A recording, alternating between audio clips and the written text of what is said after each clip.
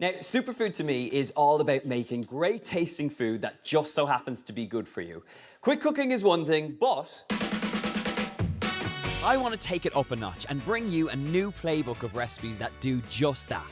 I'll show you how to create easy to follow dishes that are perfect for your busy life. Eating healthy doesn't have to be boring, and there's a world of flavour ready to be discovered. Sometimes you just have to jump in.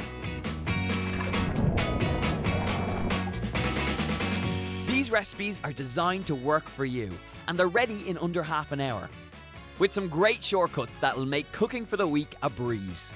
So if you're strapped for time, And if the idea of eating better sounds good, I've got a serious selection of game-changing recipes. making your food super every day. We're serving up some seriously good meals for you to try this week, all with the added bonus that they're fully packed with veggies and will bring something new to your midweek meals. This is magic. This caramelised banana dessert is ready in 5 or less. A mushroom grain bowl that's fabulously filling. General Tso's sweet and sticky stir fry that's popular all over the world. It tastes fantastic and it tastes quite meaty too. This warm and fragrant spiced lamb is full of Italian influence, and my tomato and summer veg chicken casserole is a hit of summer on a plate. First up, a gorgeous spice-crusted lamb. This is a great one to shake up a Sunday lunch, but it can be a star in your midweek lineup too.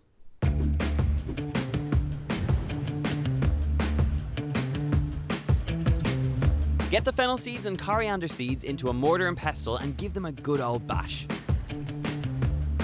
Get them into a bowl with the chili flakes and a tablespoon of olive oil. Give it all a good mix and then spoon over the lamb necks, making sure you cover as much as possible. Season generously with sea salt and black pepper and let it marinate for 10 minutes. Mix some lemon juice with a tablespoon of extra virgin olive oil alongside some red wine vinegar. Season it up with some sea salt and pepper and give it a good whisk. Chop up the tomatoes and scatter them onto the platter with the beans and then drizzle over that dressing.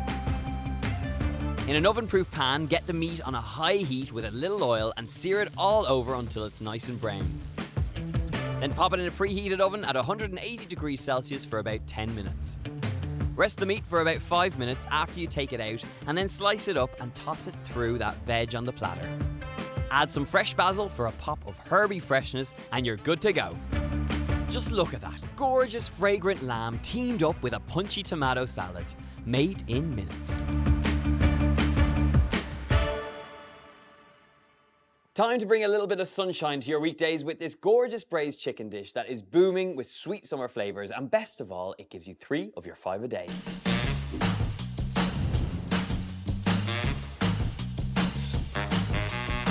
This tomato braised chicken dish is just so full of flavour and lots of veggies in there as well, so you're getting 3 of your 5 a day. But it does start off with some chicken, and I have a great little method that speeds up the cooking of your chicken. So I'm going to grab up some chicken breasts, and we're going to butterfly them. Get our pan on nice and hot so that we get things rocking. I'm going to take up a sharp knife, take your pan, and rest it flat on the chicken breast. And then using the sharp knife, just open it out like a book. Grab up some oil, straight in the pan, and we're going to season that with a little bit of salt, a little bit of black pepper, and then get your chicken in.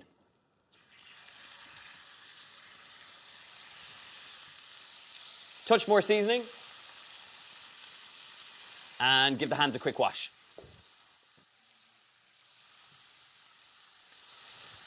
And you can see just how quickly this chicken cooks off. So we're going to grab this up and give them a quick flip. This is looking good now. Nice golden brown colour on that chicken. So it's time to talk veggies.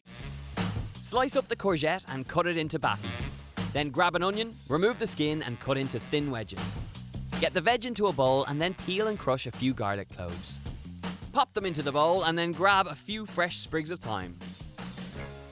The one ingredient that I feel brings the entire dish together is some fresh thyme. It works so well with tomatoes, but it particularly works well with chicken as well, so don't skimp on the thyme. Our chicken is now just about cooked through, so I'm going to take this out.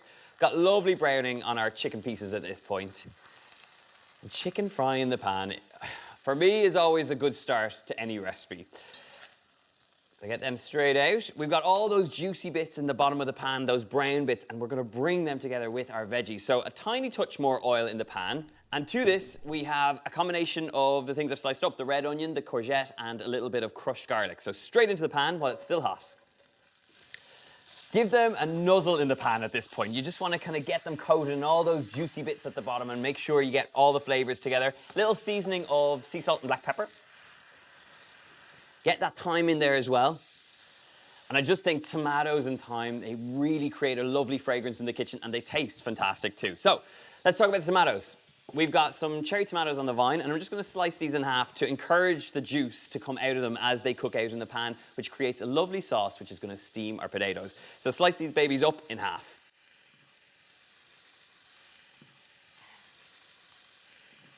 In with the tomatoes. Back to a little bit of nuzzling. And then just let those tomatoes get to know all the other ingredients in the pan, and slowly but surely the juices will come out. Now, potatoes, slice them in half and then half again. In with the potatoes. This is all looking pretty good right now. We've got lots of sweetness, so I just want to balance that with a touch of lemon zest. I'm going to get our chicken back in. Just nestle them in amongst the potatoes, the tomatoes, the courgettes, all those great flavors. This looks fantastic, but we need to bring it together and cook it out, making sure those potatoes are nice and tender. So to do that, a touch of some chicken stock. Now you could add a splash of water, but if you have chicken stock, it's gonna add even more flavor. So straight into the pan. I'm gonna stick the lid on and we're gonna let this cook out for about 10 minutes, just until those potatoes are nice and tender. When there's about 2 minutes left on the cooking time, pop off the lid and drop in a handful of green beans. Stick the lid back on and let them steam for just another minute or two. It's now that golden moment where you've done all the hard work and you get that eruption of steam in the kitchen. Perfectly cooked green beans, tender veggies, and now it's time to serve up. Have a look at this. Juicy tomatoes, those courgettes, the green beans. This is magic. And you also get this gorgeous, juicy sauce that you can eat alongside that chicken. As a last and final ingredient, a little squeeze of lemon juice. Just adds freshness and flavor. Let's dive in.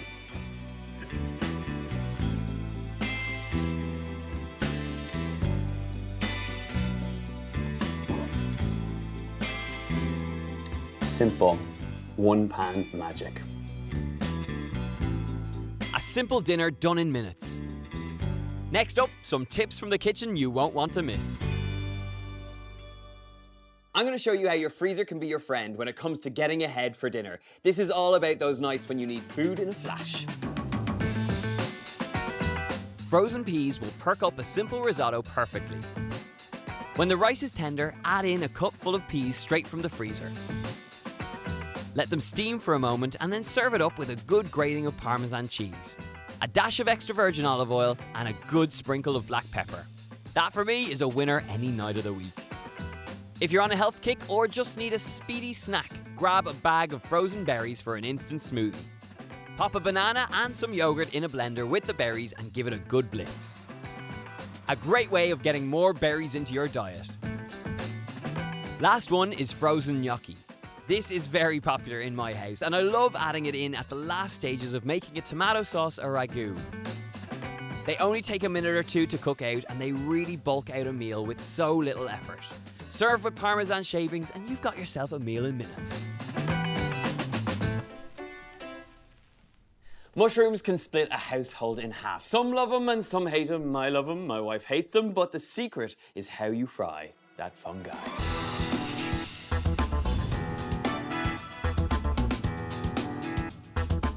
Get some butter into a large pan on a medium heat. Add some thinly sliced garlic with half the oyster mushrooms.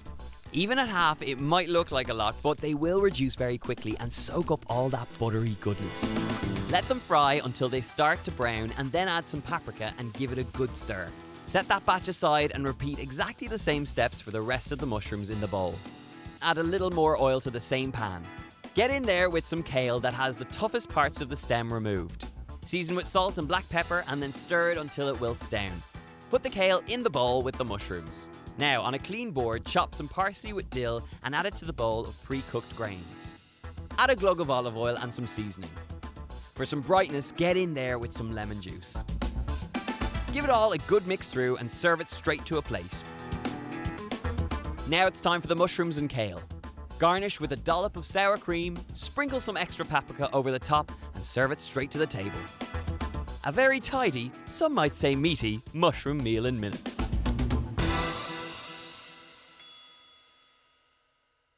Coming up, we've got 2 more gems to lighten the load for you in the kitchen. General Tso's stir fry is a cracking sweet and sour veggie fix. And then you get a bit of chili up your nose. And a 5-minute meal challenge that's got it all. I'm gonna speed things up and try and go a little bit faster. This is my superfood in minutes. Perfect for food lovers and those of you who want delicious meals without the fuss. Next up, General Tso's stir fry. It's hugely popular in Chinese restaurants in the States and a great dinner fix if sweet and sour is your go-to.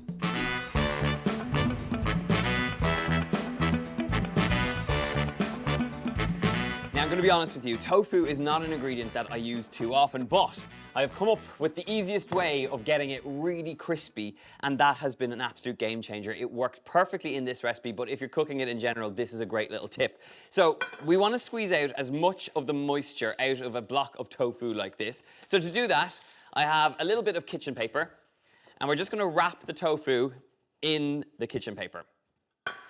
And then it's just a little bit of brute force. You got to get in there and squeeze it until as much of that liquid is out of it. This will ensure that you get really, really crispy tofu that goes gorgeously golden brown. It completely changes the texture, so it's well worth the effort. This is looking pretty good. This is actually quite a firm piece of tofu. And once you've taken out most of that moisture, it's time to slice it up. So we're going to cut this into cubes. Little bite-sized pieces is what you're after. Now, my little method is twofold. Firstly, it's to squeeze out the moisture. And secondly, it's to add a touch of corn flour. And the corn flour helps give you this gorgeous crispy exterior when you fry it off in the pan. So straight into a bowl, a teaspoon or so of corn flour, and then just give it a good mix up. As soon as it's nicely coated, set it aside. Now it's time for the sauce. This is the secret to creating that classic General Tso sauce, which is sticky, it's sweet, it's a little bit sour at the same time. And for that, we're gonna need a teaspoon of sesame oil, 3 tablespoons of rice wine vinegar, 3 tablespoons of low sodium soy sauce, a heaped spoonful of hoisin sauce. That goes straight in. And for a little bit of sweetness, some brown sugar. This makes all the difference, so please don't skimp on this. That balance of sweetness and saltiness is essential to a lot of recipes like this, so it's well worth adding in here. Give it a good whisk up. Right, that is our sauce all good to go. We've got our tofu and the corn flour. Let's talk aromatics. One of my favorite combination of ingredients is Thai red chilies, ginger and garlic. And some broccoli for good measure, but it's the holy trinity of chili, ginger, and garlic that are going to give us serious aromatics here. So I want to go a hefty amount of all, and let's get chopping. Slice the garlic, chili, and ginger into thin strips. These are the perfect size for stir fries like this. They cook in no time and have the right kind of bite if you just time it right. Then take a whole head of broccoli and cut off the florets into bite-sized chunks. Right, broccoli sorted. Pan's coming up to temperature. Get some oil in the pan, and really what you're looking for is a screaming hot pan, because this is all going to come together really quickly, and the minute you start adding ingredients in there, the temperature drops in the pan. So if you don't start with one that's nice and hot, it's just curtains. It's going to sweat off your ingredients and you're not going to get that golden color.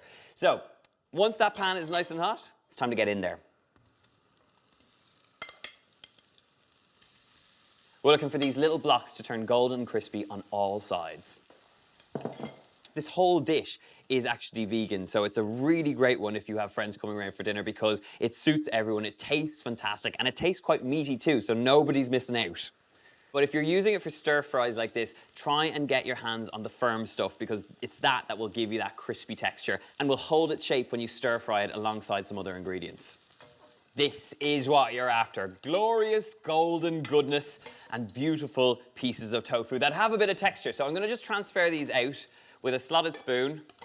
You can hear the rattle of them as they hit the plate, and that's how you know you've got crispy tofu. We're gonna lose a little bit of that oil, so just pop that straight out, leaving about a tablespoon or so of it. And while it's still hot and it's smoking and we got all that action, straight in with some garlic, chili, and ginger. Give it a quick stir, and then you get a bit of chili up your nose, and you know you're cooking. This is where it needs to be. Straight in with the broccoli. Give that a good toss, get your broccoli involved. And just to start off the steaming action, I'm gonna add in a little splash of water. Give it a good shuffle. And to this, we're gonna get in there with that magic sauce that we prepared. And give it a little shuffle. The sugar in that sauce is gonna help reduce it, and it's gonna give you that really glossy, gorgeous General Tso classic sauce. To maximise the heat without letting it overcook, pop the lid on for a tick to capture all that steam. This is where you need to be. That sauce should be viscous and bubbling, and your broccoli should be cooked through, and at that point, it's now time to get in there with the tofu. And literally, everything is done at this point, so just give it a good toss through, get those tofu pieces completely coated in that sticky sauce. Right, dinner is ready to serve. Nice bed of rice, glorious tofu, and the great thing is, it just soaks up all that sweet, sticky sauce. And look at that. The kind of food you want to cook. It's all the things you expect from a General Tso dish, but in tofu form.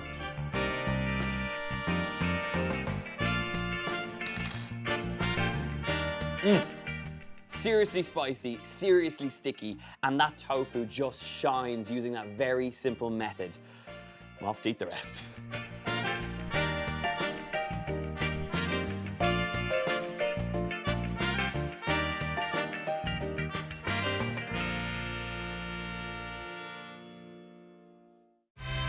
Four slap-up meals that are ready in a flash. General Tso's sticky stir-fry, all the flavours of summer in a light chicken casserole, warm and fragrant spice-crusted lamb, and a delightful veggie bowl of mushroomy goodness. It's a sweet treat for the 5-minute meal challenge today, and it's an absolutely gorgeous one. This is caramelized bananas with toasted sweet nuts and a cool vanilla yogurt. So I've got 5 minutes on the clock. Let's get cooking. Right, first job is to get our pans on nice and hot, and really important if you're gonna cook quick like this, that you have your pans heated up. We have some nuts, I've got some pecans, I've got some almonds, and I have some sesame seeds, which we're all gonna toast up. I also have some bananas. Now, when I was a kid growing up, I didn't throw bananas across the kitchen, but my dad's go-to dessert was always bananas, caramelized bananas, and it was a quick thing. If we hadn't made any dessert that day, he would always crack out the caramelized bananas, to the point that I no longer really wanted caramelized bananas, but I've come around on that. So we've got 2 bananas here. I just want to grab some butter from the fridge, and while I'm here, I'm going to grab up some of our yogurt.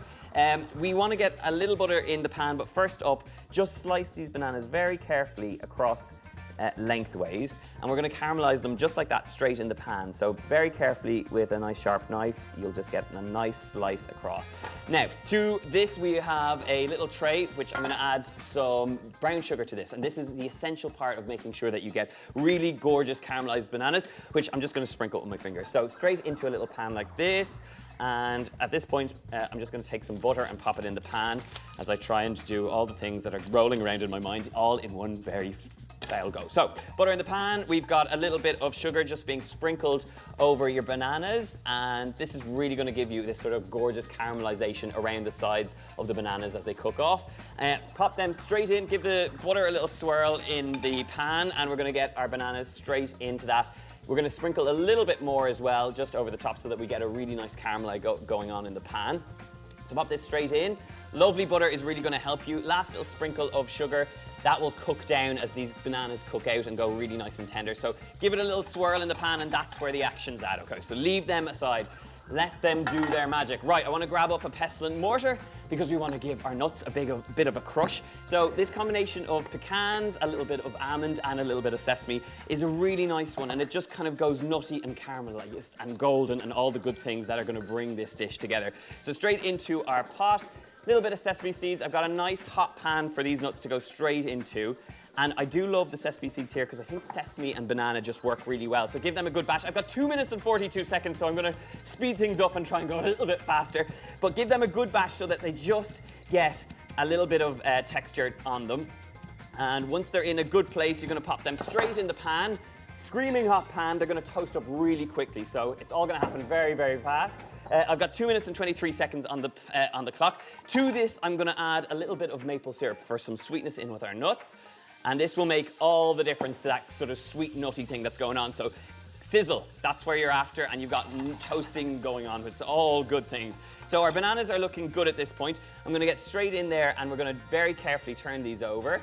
So take your time with this if you have it, which I do not have, with 1 minute and 52 seconds to go.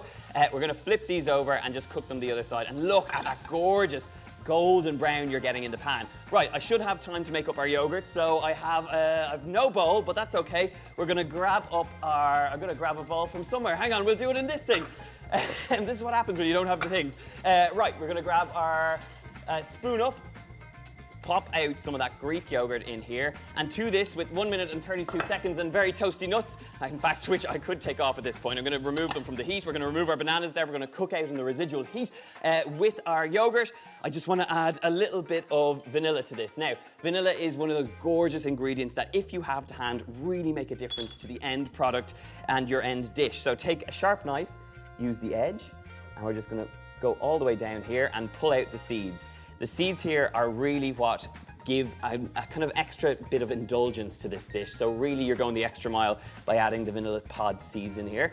So pop them in, give them a little bit of a mix through. We've got bananas, we've got seeds, it's all going well. We've got 51 seconds on the pot. So we're just gonna give that a little bit of a mix through, and look at those little black seeds. That's where that bit of kind of decadence comes to this dish. Now, let's clean things up a little bit. We've got 40 seconds to go. So I'm gonna grab my spoon. We're gonna take up some of that beautiful Greek yogurt and just pop it straight in the center here. You're gonna give that a really nice swirl across the base of this gorgeous little plate.